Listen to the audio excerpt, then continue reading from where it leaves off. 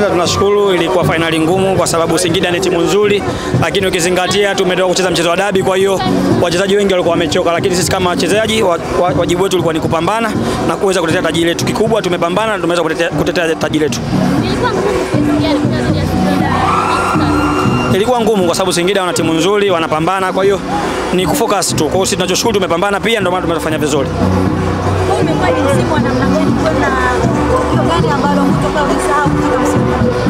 Ulikuwa ni msimu mgumu sana, msimu wenye kupanda na kushuka, na tukio kubwa ni zidi mechi ya Tabora ambayo tulifunga goli 3 nyumbani, lakini sisi kama wachezaji tukarudi kwenye mstari, tukafocus na tumeweza kutetea taji letu. Jambo ni ngumu kiasi gani leo hii kama nini ambalo mnawaambia mashabiki zenu? Lipi sasa nijibu, maana nimeuliza mawili hapa. Unasema ilikuwa ni ngumu kiasi gani kwa upande wako kuweza kama mshambuliaji wa Singida Black Stars ambaye ni Jonathan Sona kupata kadi nyekundu leo hii? Ilikuwa ngumu sana kwa sababu tulikuwa tumejiandaa na tulikuwa tunashirikiana, kwa hiyo kila mchezaji alitimiza wajibu wake, tumeweza kufanya vizuri. Huwezi kumwongelea mchezaji mmoja kwa sababu walikuwa wanacheza kama timu.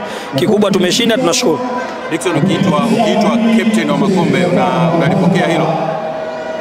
Nalipokea, lakini kabla yangu mimi kuna kapteni mkuu ambaye ndo anatuongoza na anatufanya sisi kuwa bora kila siku.